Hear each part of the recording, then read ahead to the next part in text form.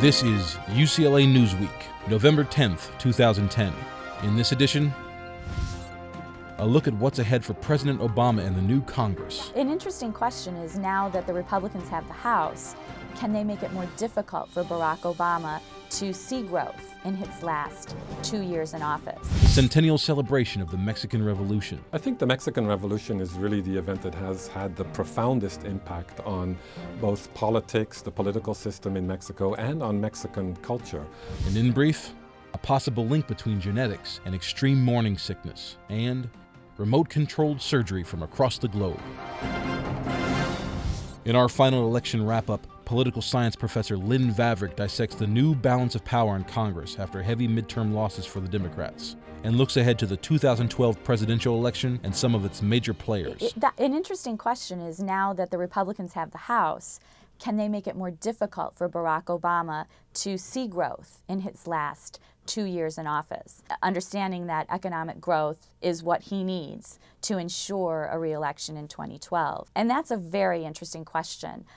It sort of hones in on something that's very odd about this economic regularity, which is, do we think the President of the United States has much control over the state of the nation's macroeconomy? And a big part of the answer to that question is not much.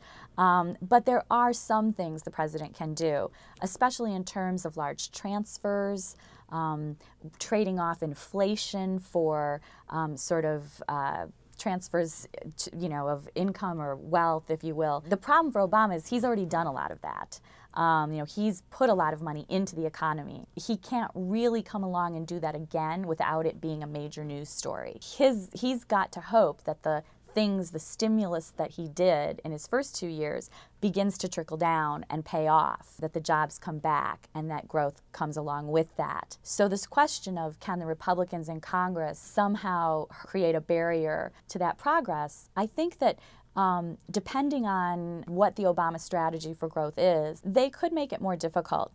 But my guess is that the sort of most likely thing that will happen is that this lag in jobs coming back will finally, it'll occur, the lag will go away. Professor Martin Van Delden prepares for the Mexican Revolution's 100th anniversary. Is really the event that has had the profoundest impact on both politics, the political system in Mexico, and on Mexican culture. And even in the early 21st century, we still see novels being published about Emiliano Zapata, biographies of Pancho Villa, key figures in the period of the Mexican Revolution.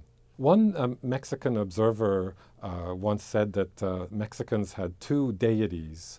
Our Lady, the Virgin of Guadalupe, would be one, and Our Lady, the Mexican Revolution, would be another.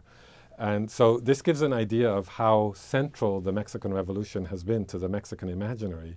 Still, the interesting thing is that in recent years, some more critical voices have emerged. So there are also people who are more skeptical about the revolution, about its impact on Mexico, whether it had a positive impact on the country or not, whether it brought about positive changes or not.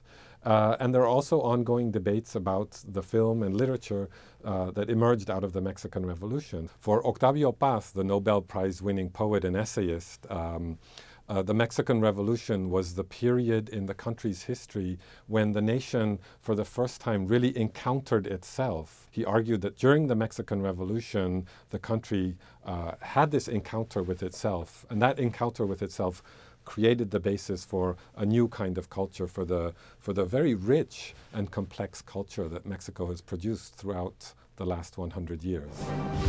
And now, a look at more developments at UCLA.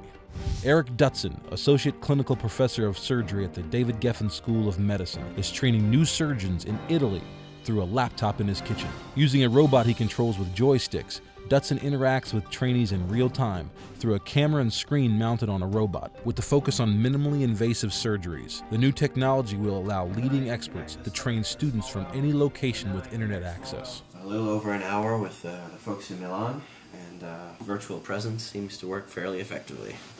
Signing out. Each year, some 60,000 pregnant women are hospitalized due to hyperemesis gravidarum, an extreme form of nausea and vomiting that endangers their lives and often forces them to reluctantly terminate their pregnancies. And for women with sisters, mothers, and grandmothers who have experienced extreme morning sickness, the risk of HG may be heightened up to 14-fold, according to a new study by UCLA and the University of Southern California. For more on these and other stories, please visit newsroom.ucla.edu and follow us on Twitter at UCLA Broadcast.